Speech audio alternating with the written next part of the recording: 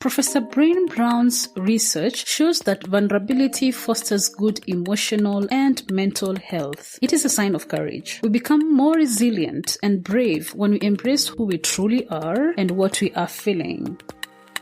The Vulnerable Scientist podcast is a space for scientists to tell their honest and authentic stories. I am your host, Sarah Nyakeri, who happens to be a scientist, informal science communicator, and I help scientists create personal websites. If you want to support this show, go to www.patreon.com/thevulnerable-scientist. You can also follow this podcast on all social media platforms at TV Scientist Pod. So yeah, I was saying that the stipend helps you to stay focused, so you focus on the work because you're not worrying about other things. So by the time I finished my thesis and now I was putting together the paper, I still had 1 or 2 months or 3 months left on my studentship. And so did you require to get a paper for your thesis though? At that point, no. No, it wasn't a requirement at the university, but then these rules changed a little later after I was done with my master's. Now I think these days it's a requirement. So I was writing this paper. Of course, now we are thinking about what next. So I'm thinking about, okay, I'm done. I no longer have the project in my hands. The thesis is out. It's going to graduate school. I'm writing this paper. I have a couple of months left. What am I going to do? So initially I was thinking, maybe I should just start finding PhD opportunities and just keep the ball rolling. You were hooked on research. I was hooked. At this stage I was like, I may as well just do it. Now that I started, I may as well stay the course and go all the way. And of course I had this ambitious goal. I wanted to have my PhD done and dusted by the time I was 30. You had a timeline when it came to age. Yes. Why? This is the only one thing that I've ever had a timeline on. That was measured in terms of age. It's the only thing. I was sure I wanted it by the time I'm 30. By the time I'm 30, I said I had it marked and I talked about it with my mentor. It was always very clear that I wanted that. So I was like, okay, maybe I should start now, So wait, was the school really helping you on that because the dragging thing? See, exactly. So the dragging thing dragged. It dragged and brought its grandchildren and dragged. Because at this point, meanwhile, yes, you got into school, did your second semester. So this is still under a year. You still like my project took 1.5 years. But plus the semesters that you did, right? For coursework. Research was 1.5. Coursework was 1 year. So I was already 1.5 years in.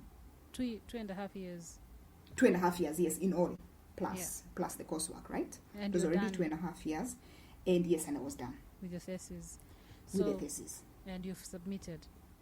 And I've sent it to graduate school. So yes, in 2.5 years. So now the waiting game. I mean, needless to say, those guys, it took 8 months before the university could write me a letter and say, we've received your thesis in graduate school. That was like 8 months later.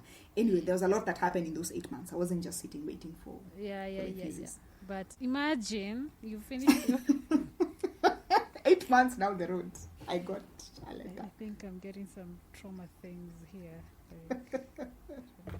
PTSD. So if we are already at 2.5, do the math. Plus 8, we're almost at 3+, right? Yeah. That's when they say they've received it and now it's been sent to the examiners. Anyway, so the thesis is out there and the process is happening as it always does. And you've decided to pursue a PhD. I'm thinking, should I start applying for a PhD? But then how do you even start applying for a PhD before even your thesis is acknowledged at the university and you keep checking, did they receive? No, they still haven't sent a letter, they still haven't sent an acknowledgement. You know the usual, yeah? If you're a student who's done your graduate studies in the Kenyan system, you understand how these things go. I understand. I'm going through that right now, so I understand it very well. Paul. It ends. In the end, it ends. You'll get there. It ends. Yeah. I wish it was better. I wish we could improve the processes and the systems and Yeah, but that's, I think, That's remains a whole story prayer. on its own. Yeah, it's a whole, I don't know, that's a whole conference. In a different country, in a 5-star hotel.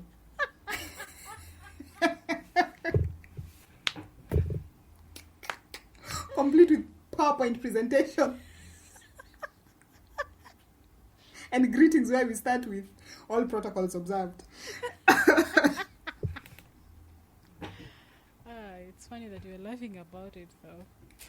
What could we simply do? We just Yeah. we laugh.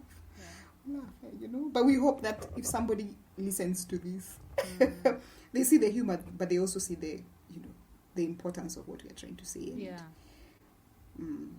And how it takes a toll on graduate students and, you know, drags them unnecessarily through, you know, lots of stressful things just to get their certificates, and especially after they've met all the requirements that you know, the institutions want them to meet. Anyway, so back to this place where now this is gone, we're waiting for acknowledgements and whatnot, and I'm writing this paper. Writing the first publication was a steep learning curve. But again, I was in very good hands. My writers were great. And so I learned what I needed to learn. And the process was good and successful in the end. So while at it, I'm thinking, do I apply? Remember, I have this timeline at the back of my head. But also, I'm like, I don't know when I'm going to get this master's for sure. So even if I start applying for doctorates now, people are just going to look at my CV and tell me to wait. I mean, they're going to look at my emails and tell me to wait. Okay, well, please get back to us when you get your papers and stuff like that. I was like, maybe not. Maybe they'll even ask whether I have a publication. I don't. So I may as well focus on what's at hand. So while at it, it happened that my then boss had colleagues. So these colleagues were based in the US, or do I call them colleagues or research partners? They'd worked on other things together in the past. They were collaborators from the past, and these guys were coming to. So they'd written a proposal, they'd gotten funding, and they wanted to come and do some research project here in Kenya. And so it happened that they were working on a project where they were looking to understand how malaria infection changes how people smell. I know. Should I take that? How? Do another take? Yeah. What did you just say? How infections with malaria change the way people smell, and why was this important?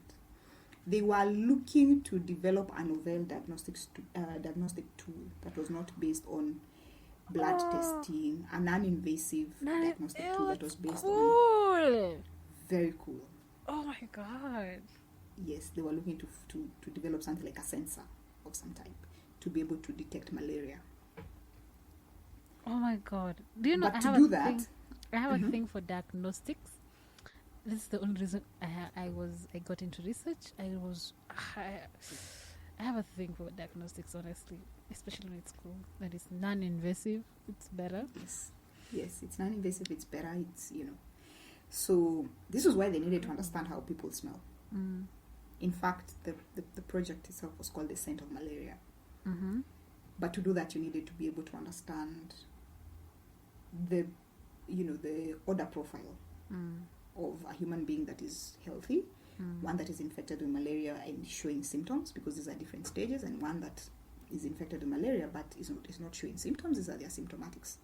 I mean, because disease states shape your body odor in different ways, depending on where you are in terms of the spectrum for the disease. So to be able to do that, they needed to do chemical analysis of human body odor and also test people for malaria, do a lot of molecular biology, PCRs and whatnot. But the biggest chunk of the work was to collect body odor and analyze the body odor. And remember, my skill set was in analytical techniques, gas chromatography, mass spectrometry, working with non-polar stuff and looking at volatile compounds. So we are back to humans. So we've come to humans. We've circled, we've come to humans. Yeah. And they are looking for someone with a skill set that I already have. Remember that conversation about what you need are the skills? Now it comes home, right? Yeah. Yes. So my boss, because he was going to be part of this project, so he said to me, oh, by the way, there are people who are coming to do a certain project. He didn't give me the details, but he said they're looking for somebody who can do volatile work, and you've done volatile work, and you now have this gap period before you get your thesis and before you figure out what you're going to do next. Do you think you would want to talk to them and hear what they have to say? I mean, what they're looking for and what they want to do. I mean, it was a very informal conversation. I think we had this conversation on a corridor somewhere when we met each other and just bumped into each other. So he said it as a by the way. He said, oh, by the way, they are sitting in the cafeteria. They're having their coffee now. I'll be talking to them a little later, have meetings with them. But you can just pass by the cafeteria and say hi and say I sent you and hear what they have to say. And if it's something you might be interested, then we can have a conversation. That's as much hand-holding as there was. So you have to. So I was headed. Yeah, I was headed to the lab. In fact, I was carrying my lab notebook, so I just made a turn around. I walked down the stairs to the cafeteria. Like you just didn't think about it. You're like, I didn't think it through. I'm going for it. I'm already interested. I was thinking about it on my way. I was like, but why not? Why not? I mean, come on. What's the harm in this? Just talk to them. So anyway, I showed up at the cafeteria. I looked for two people who were having coffee. I'd been given the description. So I said, hi, are you so-and-so? And are you so-and-so? Okay, my name is so-and-so. I've been sent by so-and-so. Pause. Yes. The confidence. Where does this come from? Like the confidence of just approaching, because these are potential employers, right? These are potential employers, yes. And you just met them out of nowhere and you're telling them, I have been told this and this and this. Are you this and this? I've been told this and this and this is who I am and all that. Like, where does that come from? That is a hard question for me to answer. Maybe it's from my upbringing. Yeah. And remember how I said, yes, remember how I said, I grew up, my mother is very democratic. From a very early age, she allowed me to participate in the process of homemaking. And, I would contribute to decisions at home. She would give me the space to say, oh, I think that's a good idea. Or maybe we can do this. Or maybe we can do that. This is the foundation that was built then. And so advocating for myself was not very hard for me. I think this, again, now is a personality thing. Yeah. It's interesting because I tell people I'm 60% introverted and 40% extroverted. And people don't believe it. I've had this discussion, I think, severally now on this podcast. I don't know, I've moved the belief that being introverted doesn't necessarily mean that you don't talk to people or you're not confident or you can't. It just means that you get your energy more from your own reflection and yourself and time out. Yeah, but that doesn't mean that you don't talk to people, you don't socialize and all that. It's just that when you need to just rejuvenate and all that, you just need time on your own and you won't feel weird about it. But for an extrovert, they would, if they gravitate towards people. They want to get it from. They go to a party. Yeah, exactly. And an introvert wants to go home and do nothing or just be on their own somewhere, and cuddle with a book in a corner. Oh, yeah, exactly. And that doesn't mean they are shy or they can't talk to people or they don't like people. It's just they're introverted. That's all. But this is how they are viewed, right? Yeah. This is how they are viewed. I mean, also because when I'm in a room, sometimes I can, be the fly on the wall and I don't say a thing. And but also in spaces where I feel very comfortable, then exactly. Because I let my hair down. Extroverts, it's easier to come to a new space and just go with it. It's not like introverts can't do that. It's just that they are more. They take their time. Yeah. Most of the time, they take their time. It's a calculated effort. Yes, they take their time and understand the audience. They understand who's this, okay, what's going on, who's that. Like they take the time to, before they utter words, unless they really have to. Like the institution where they really have to talk to these people they don't know. But if it's their choice, they'll just have to take the time and, find. And most people actually introverts? Yeah, I think so. It's just that It's most just people that- don't want to associate with that word introvert. They don't want to say it out loud. Yeah. Yeah. So anyway, so me being me, I guess it was also easy because this is a research institute where I've already been the last couple of 3 years. It's the cafeteria. I know people there. It's comfortable. It was not until I sat at the table and then I was like, oh my god, these guys are going to hire me. Oh my god, this is a potential interview. Oh my god. After you've said hi, like you can't run away. Now I can't run. I'm there and they're looking at me like, oh, hi. Grab a seat. I'm like, oh, God, what have I done? And then, of course, the nerves kick in. But then I'm like, I'm already here. I'm halfway in. I swim or I swim. I swim or I die. So I just have to stay the course and finish. So we had a conversation. We spoke about the project. So they told me all about it. I thought, now that's when I learned what they wanted to do. And I was like, that's so cool. That's so cool. I was like, wow, I'm all for it. In fact, I told them, my thesis is at the university. It needs to be read by the examiners. And I've been given feedback and I get it together. I'm writing a paper, but I am open. I am very open to take the next gig. Yeah. So they said, oh, okay. Then we are going to meet your boss later in the afternoon. Then I guess we are going to have a lab tour. Then I guess we can do the lab tour together and we can talk a little bit more about it. And I said, okay, see you in the afternoon. So the afternoon came. This time I was talking to them was around 11. They were having their morning coffee or something like this. So afternoon came and we were having the lab tour. So after we were done with the lab tour, they said, oh, by the way, did we tell you this project is not in Nairobi? What? Yeah. Where was it? On the shores of Lake Victoria. Oh, Kisumu. Actually, no. Huh? Next to Rusinga Island, Homa Bay County, Mbita Point. Just down the street from Rusinga Island. So you get to the mainland and then you get to the island. So the Mbita Point is the mainland. So that's where the project was going to be based. Okay. And you've never been to that side before? I was shocked. I'm like, what?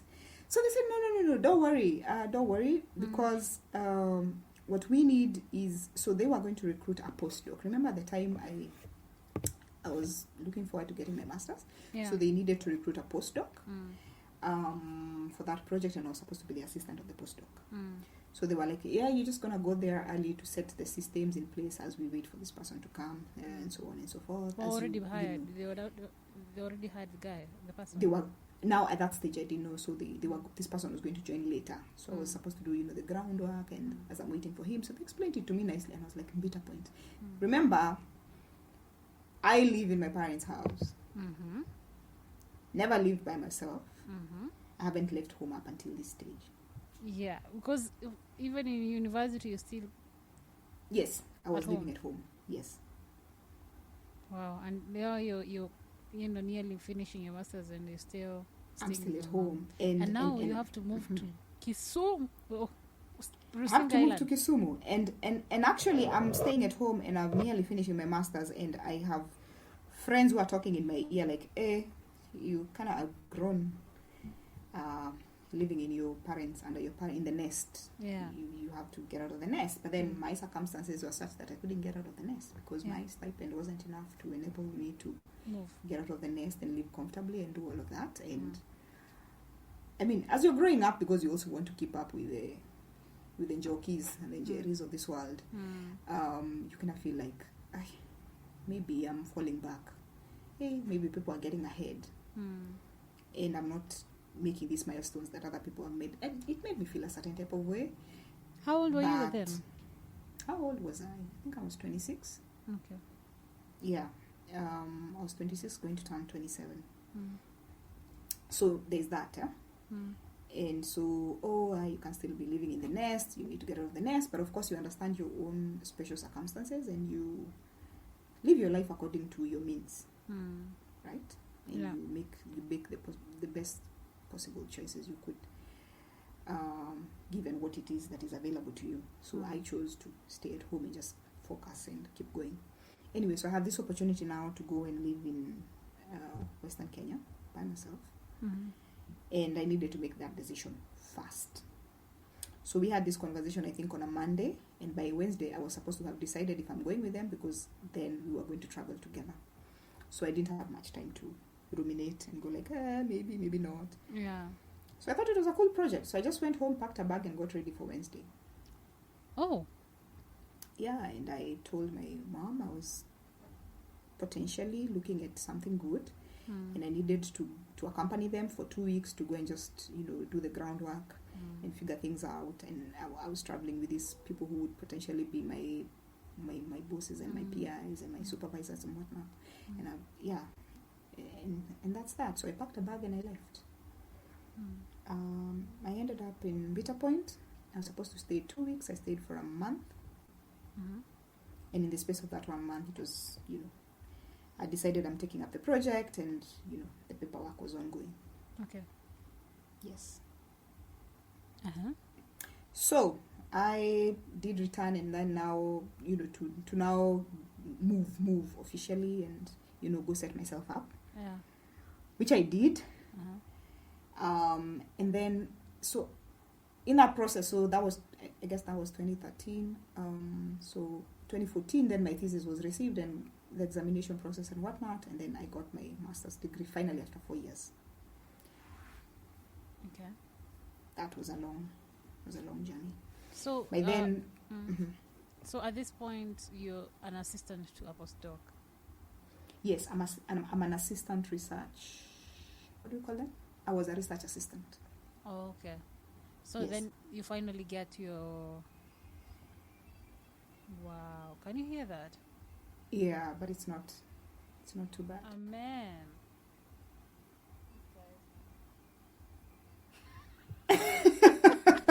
Consider it background music. Amen. No. To break the monotony in our long and winding story. Oh, man. Yeah, these are some of the challenges of content creation. Man, I won't need this. How? Pole sana. Can you still hear it? No, not anymore. But you can hear me? Yes, I can hear you loud and clear. Okay, let's survive with that. I'm actually eating the mic. Oh, I'm so sorry. It's okay. Okay. As long as that sound is not there, I am happy. So, we might forget what I was asking. So now I come back to arrange myself to go now officially move, Yeah. and I'm a research assistant. Yeah, so this is after 4 years of... No. So this is still, my studentship hasn't ended completely. So my studentship was ending sometimes in July. This is like June. So now I'm making this transition because anyway, my studentship ends next month, and I already have this position, and I need to transition. So I transition. My master's project, master's thesis is still out there at large. It was, I think I got feedback at the end of 2013. I think November or December is when it was received in August, and then now we started going through the examination process and whatnot, and all the back and forth that happens. By then, I'd already taken up this position and I was working. And interesting story. So this postdoc changed their mind, and they decided they didn't want to take up the project. But by this stage, the project had made so much, progress that everything was running. So we just thought, let us just 6 months later.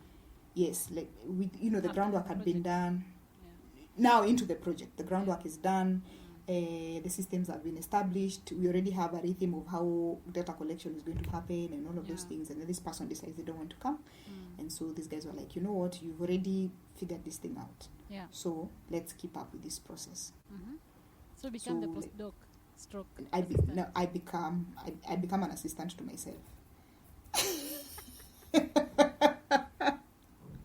Yeah, I become an assistant.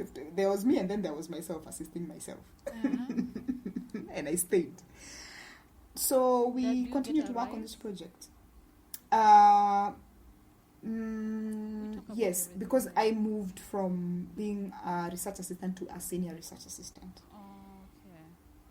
It was a small transition, but I mean, I was happy with it. I think the thing that excited me the most even was just the exposure and the experience Can you that I hear was that? getting. Not at all. Okay, so hey, thank God. Sorry, you're moving from as assistant to To a senior research assistant. yes. And now, so the project is going great. Everything is fine. Steep learning curve. I'm learning a lot of skills. I'm learning how to manage people, how to manage a project. It's the first time I'm managing a project of that magnitude. Mm-hmm. Everything was great. Yeah. Going well. I'd acclimatized to living on the lakeshore. Mm-hmm. Everything was good. All Yeah. systems up and running. Mm-hmm. And now my thesis on that other end has been received. I've gotten an acknowledgement. It's sometimes in August of 2013, I think. No, not August of 2013. The end of 2013. I think it was November. I can't remember. But now it's gone into the examination process. And you know how they say it takes 8 weeks to have your thesis examined and for them to revert with the comments and all of that. So I'm going through the process. Now it's 2014. Mm-hmm. Then my paper is published and all of those things. Now I'm beginning to think, so I'm in this job position, but now my master's is it's coming closer and closer. I'm going to get it, and I'm thinking, am I staying in the job? Am I starting to apply for PhDs? Mm-hmm. Because remember, I still had this goal at the back of my mind. Yeah.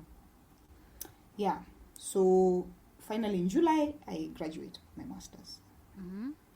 So I've already 2014. spent a year in this other project Mm. while waiting to get my master's. Yeah.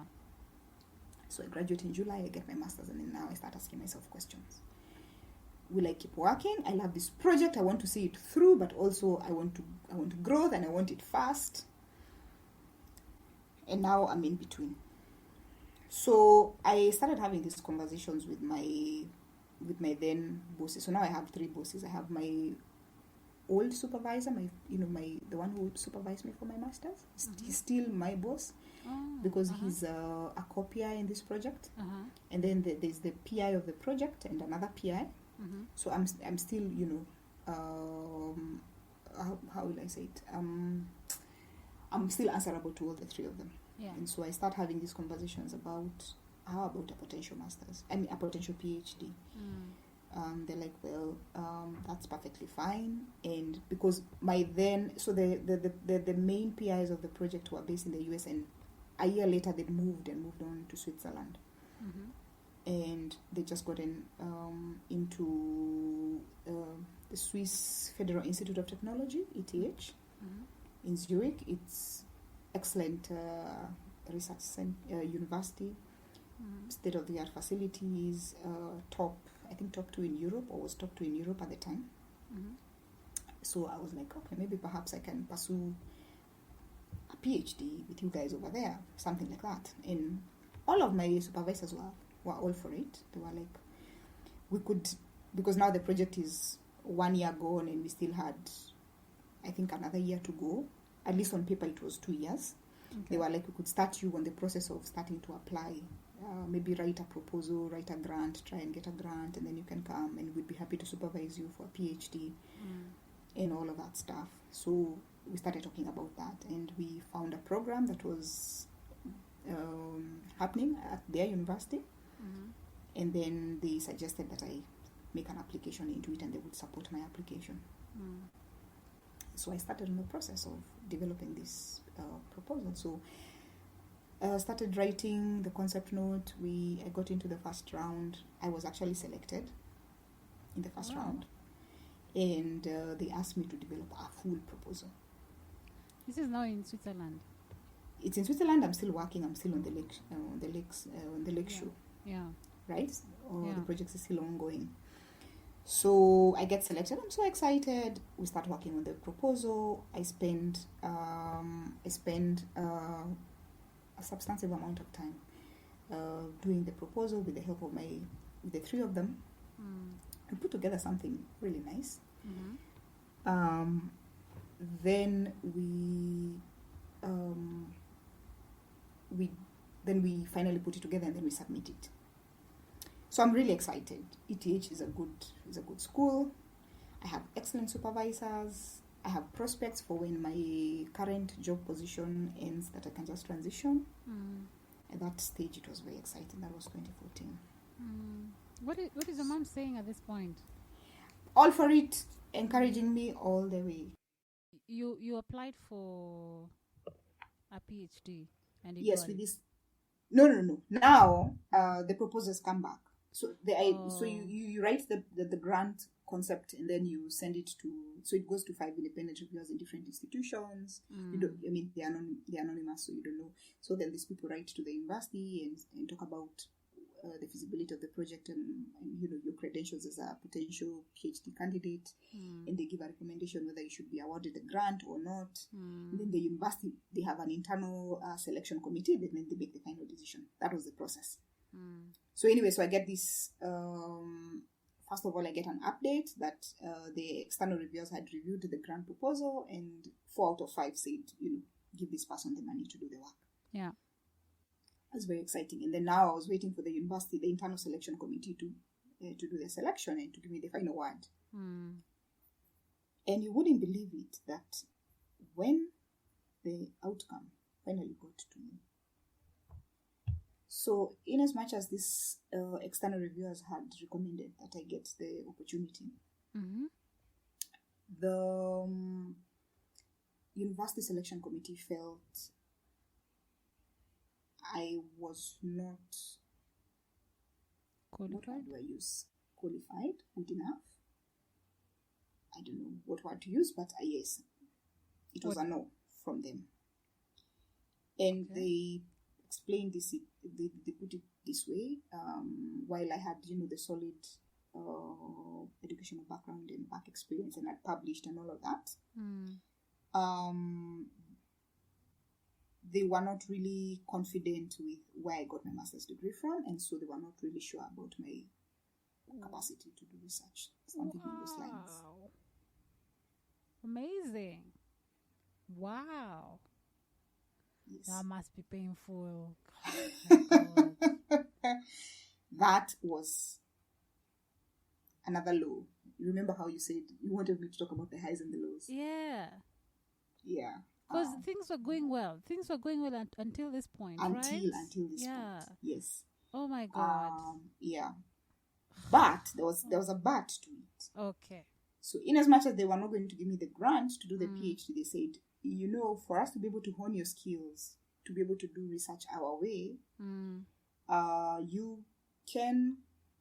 we will find you, rather they offered me a scholarship to pursue a master's of my choice at the institution, and then I would transition again and try and apply for the grant at a later point.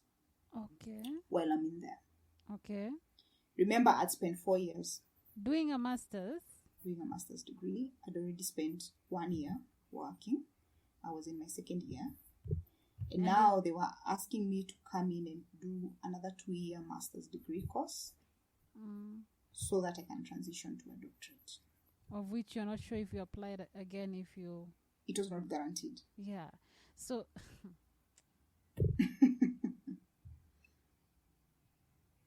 So... And you had this plan for getting your PhD before 30? Yes, and yes, that's the timelines we are looking at. Yeah. Yeah. So what do you do? So they were kind enough to give me 3 months to make that decision, because I also think they understood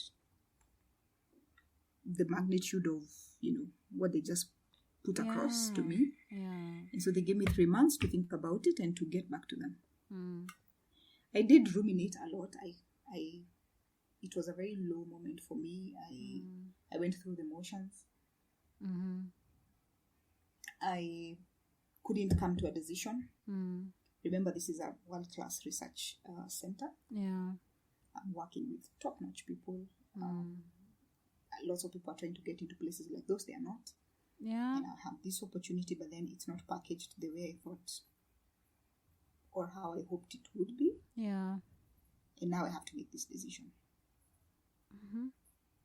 But there was a lot of tug of war in my heart and in my head. Yeah. And remember, I use my head and my heart equally when it comes to decision making. So in the end, and my mentor then, my master's mentor, was very instrumental because we talked about it a lot, and he just helped me arrive at a decision and just do it and move on. Okay. He was like, you cannot be in analysis paralysis for the rest of your life. Yeah. Trying to figure this thing out. Your life has to go on. You have to make a decision and stick with it and run and continue. Yeah. And so I did make a decision, and I declined the offer. Okay. I want to hear. I feel like your mom is instrumental, very instrumental in this science story. Yes. Because she played a huge role. Apart from her being a mother and supporting you, she was like in playing a vibrant role when it came to you making decisions, like, being that friend who you go to and, to talk about what's going on and with your career, and she understands the intricacies and all that. What did she think about before you made that decision? Actually, it's interesting because when I went to register to do my GREs, because I needed to do GREs to go there. Yeah. She actually went with me to the registration center. Wow. And you're a big girl at this moment, right? I'm a big grown ass girl. Yeah. Forgive my language. It's okay. Like grown, adulting kind of woman. Yeah. But I think I didn't have anybody else to drag along. Yeah. Not I didn't have anybody else.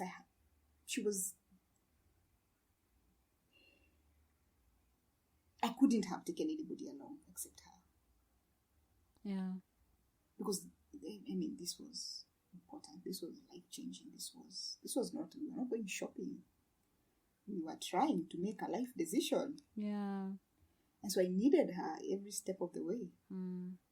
And I remember while we were going to register for those GRE exams and whatnot, I remember saying to her, I have so much tug of war in my heart. I don't know. I'm not sure this is what I want to do. I feel like I'm forcing my way into this place and it just doesn't feel natural. And I was very afraid. For some reason, I was very fearful. I can't explain those emotions up until now. But my heart was not sitting the right way in this particular situation. And I remember I said as much to her, and she said, you know what I've always told you. If your heart is not in it, don't do it. But the decision is on you. So you making a decision to decline, what fueled that? What were your main reasons? Main reasons? At first there's of course the pain that comes with the rejection. Yeah. But also in my heart of hearts, I was like, what are these people really saying about me? And what's the narrative that has been presented to me, and how do I want to interact with this narrative? Yeah. I'm not good enough. I don't know about that, because I felt like I'd made a lot of milestones. I'd contributed scientifically in the way that I'd been exposed to some of the best people, and I was in one of the best institutions with the best facilities. And I had that at the back of my head, and I was like, should I believe these people that I still don't have the skills required to do research? Do I really? Remember, this was a competitive process. It was an international process. I believe they had applicants from other places. I believe they did see my credentials in the first round. Yeah. And now this happened. Yeah. So I thought long and hard about it, and I was like, what story do I want to tell myself about myself? Yeah. And what am I willing to believe about all of this? So it was many things put together. It was thinking about those things and looking into my heart and asking myself, how do I feel? And then going into my head and asking myself, what do I think? And then talking and bouncing off this thing with other people. And I just couldn't convince myself that it was the decision that I wanted to make. But I was also fearful that I was making a mistake. I mean, I was maybe letting go of a chance that, there's one person I spoke to and they said, do you know how many people want to go there? And you want to decline. There's a thing where, and it has come off a couple of times in this story, where when you let go of something, there's a voice from certain people who come from a good place. Yes, absolutely. But they might not see the gratitude of what they're saying. You have a chance. People here are struggling to get to where you are, to have what you have, and you're here deciding to let it go. Yes. Yeah? And it makes you think, for a little bit, and you're like, maybe they're right. Yeah. Maybe they're right. And maybe I'm being naive. Maybe I'm being emotional. Yeah. But in the end, the decision that won was guided by how I felt. Do you feel that you rejecting that offer was sending a message that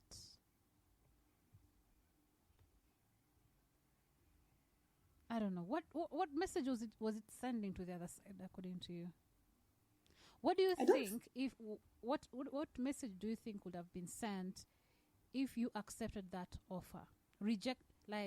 Accepted to have been rejected to a position you deserved and worked for because you come from this country. Because I feel like that's technically what they're saying, because your education is in Kenya, right? Your master's degree is in Kenya. Yeah, but the bone of contention was that the university where I got my master's degree was not internationally recognized. Now, I don't know what that means. Yeah, so what message? Talk about that though. What message does it send? I think by declining, I was not really thinking about the message I will send to them, because with one student declining, there are still hundreds who still want to go there. So I think I created an opportunity for somebody else. But it was more for me. It was accepting this. What is it that I'm saying about myself? And now this is a place where somebody might look at it and say, well, but that's silly. Because you know yourself, and there are all kinds of arguments that can be leveled against that sort of thinking that I had then. This was the only wisdom I had at that stage of my life. But I just said to myself, if I could sit in a lab in Kenya with my credentials and collect data, put together a story, submit it to a journal that was read by peer reviewers from other parts of the world, with, of course, the guidance of, my supervisors, and those people who don't even know me felt that what I put together was good enough. Crap. No, they felt it was good enough for them to be able to accept that this work that I presented should be published for the, for consumption in the public domain. Then I think I already had what I needed and what it takes to be able to do research. And if I was handicapped in some ways, in terms of my capabilities and my potential and all of that, it is something that I could still improve on, even where I was.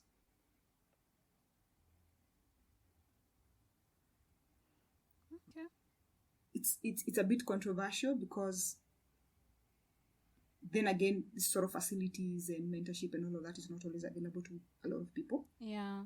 So not everybody has the luxury to make the sort of decisions that I made. Yeah. And to have the sort of mindset that I made, because my experience was unique for me in terms of the path I'd walked on and the places I'd gotten into. Not everybody has this opportunity, so we can't. It's not, and that's why I'm very careful to say that decision was based on me and my experience and my circumstances. It was not, because understandably there are other students who need this sort of opportunities and they don't have the luxury to say no. Yeah. So it's that one is a bit, it's a bit slippery. But I made that decision because I wanted to believe that if I could be able to showcase my work in an international platform and compete at that stage, on an international stage, and I was in the setting where I was in, then the place where I was in was well equipped to be able to take me even to the next level. You get what I mean? Yeah. So that's what guided that decision at that stage, and of course how I felt in my heart and what I felt, was the right decision to make. And this is intuition, and it's very hard to be able to describe decisions that are made from the heart. Sometimes you can't make decisions based on feelings, but then there's something known as intuition, your gut instinct, and people, a lot of people don't understand that because they're like, where's the evidence? People want logic, and sometimes you can't use logic everywhere. I mean, there's circumstances where you just follow your intuition, and I'm very big on following my gut instinct. I rely on it quite a bit, because somehow it's like you have some information that you really don't know what it is, but it's like you have a hunch. It's going to turn out great, or you have a hunch it's going to go really bad. But if somebody asks you the logic behind that, sometimes it's very hard to explain it. And I didn't want to sell myself this story of I'm not good enough. So even if I was going to show up there, I would have gone with that mindset of, oh yeah, deep inside. Yeah, I'm not. Yeah, now and I try as much as I can not to be the one to tell myself those kinds of stories. Okay, so what happens? What happens next? Yeah. So I write this email and I say thank you very much for the fantastic opportunity. It would have been wonderful to work with you. But I would like to pursue career opportunities that are more aligned to the trajectory that I'm on. And I would be excited to, and this was genuine, I meant it, I would be excited to work in your center and with you, in future. Like, I mean, if I would have an opportunity to work with ETH, I still would, and I continued to work with because my peers were there. I continued to work with them.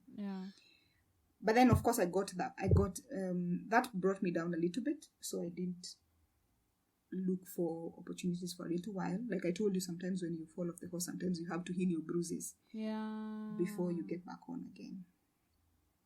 So I took a little bit of time out, stopped focusing on that, continued focusing on my work. Or you still continued working? I still continue working for that project. It's a project I loved. It's I was there when the project was being birthed. So I was from the start when it was a baby, and now it was like my baby. I needed to see it through, so I there was a little bit of that, and I liked the people I was working with. It was alright.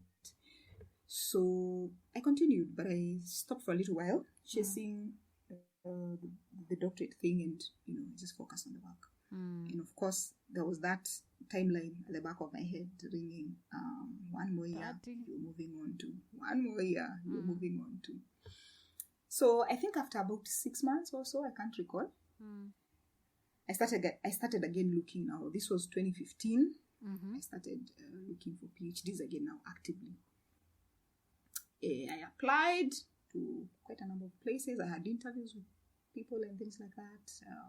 Didn't get accepted into any. In fact, it got to a point I used to make fun. I used to tell my friends, I used to have like a folder where I'd send all the rejection emails. You print the emails then? No, like a folder on my computer. Oh. And if I got an email, I'd, get it into PDF and move it there. Wow. Why? I've never heard of this. Because it was my way of coming to terms with every no. Did you People have different coping mechanisms. Did I used to talk about it? Yeah, I'd tell someone, oh, by the way, I applied. It became, in fact, I applied to a lot of places. I remember one time I received an email from a certain school. I was like, I actually applied to this place. I had to look back and I'm like, what? I had to check my emails. When did I? Oh, okay. I've moved on. It's all right. That was my coping mechanism. To actually sit with a no and sit and look at it and then just get used to seeing it. And tell myself it has no bearing on who you are. You still are who you are. You know what you know. Keep going. Oh, I have tons. Ooh, I applied to a lot of schools in the UK. Ooh. Wow. Did you apply? I applied. I sent applications. Oh, you applied. Yeah, to many schools in the UK. This folder of rejections is the one that is just with me right now. I'm just thinking about that folder, and it's on your desktop, you send right? those emails there. No. It was like hidden among folders. You just send that stuff there. Then you just open them one day and just look at them. I don't know what was going and on. If you open it and then you see 3, 4 of them, 5 of them, you're like, but I've survived 5. What's one more? Again, that thing. What's one more? Again, yeah. I mean, there's already 5. I'm still here. Yeah. What's that? What? No, the next one is just going to be 6. Just adding on to the list. Just keep going. I need to come with something like, I don't know, sound effects. When you just throw a bomb, I'm like, drum rolls. Yeah, exactly. I should do that, but I should figure out how to do that.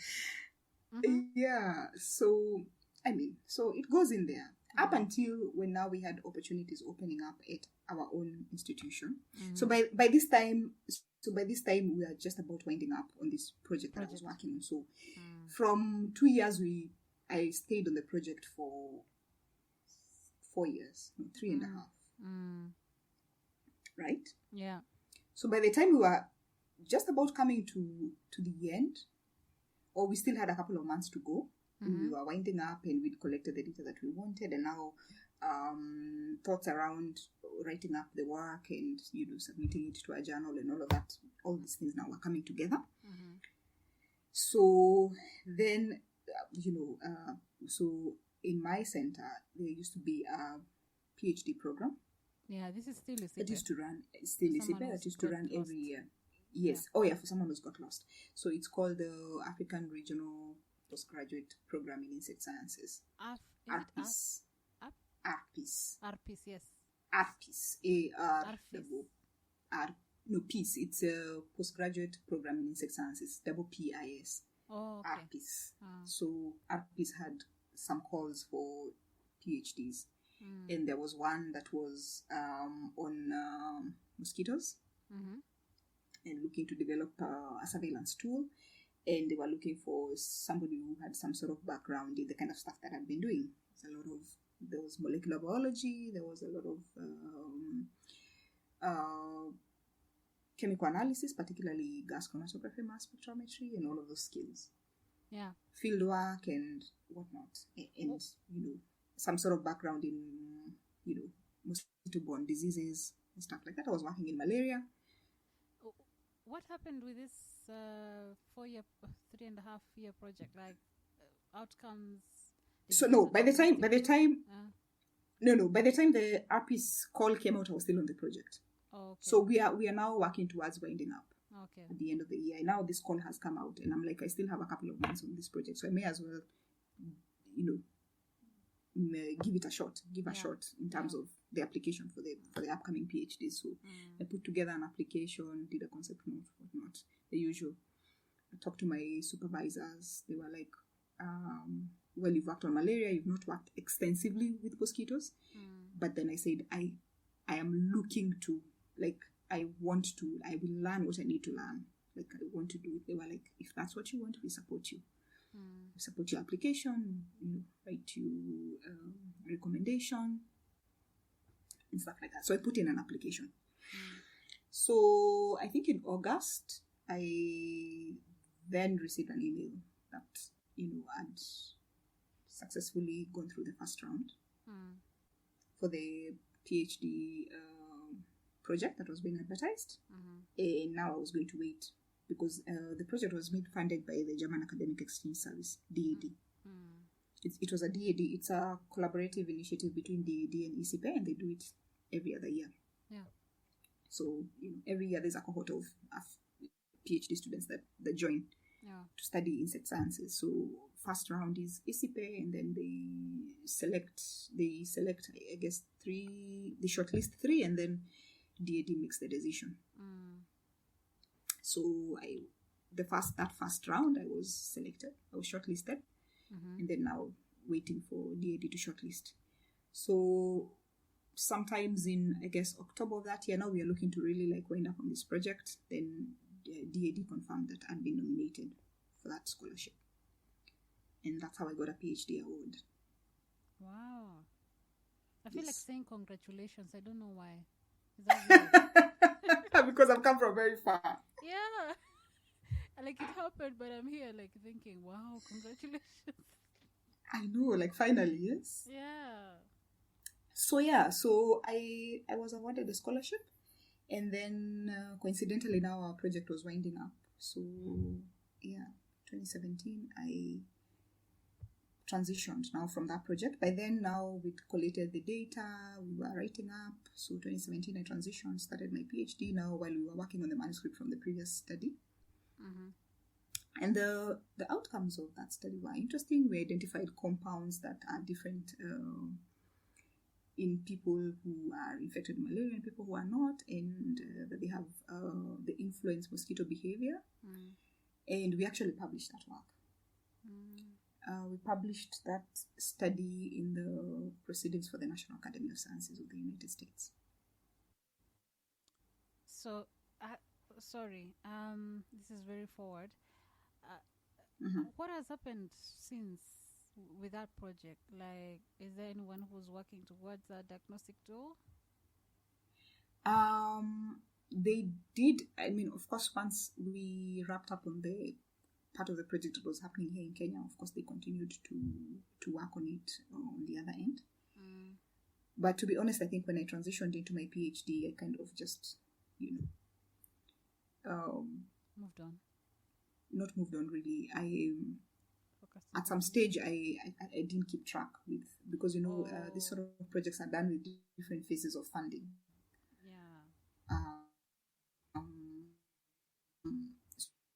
So I don't know what happened with the next phase of funding and what happened to developing the diagnostic tool. Okay. That was, and the proof of concept is actually now what we published.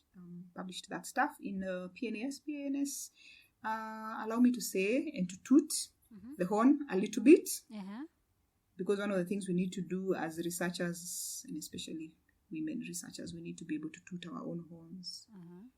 I hear it a lot that women don't toot their horns. We are told to be good girls and not showcase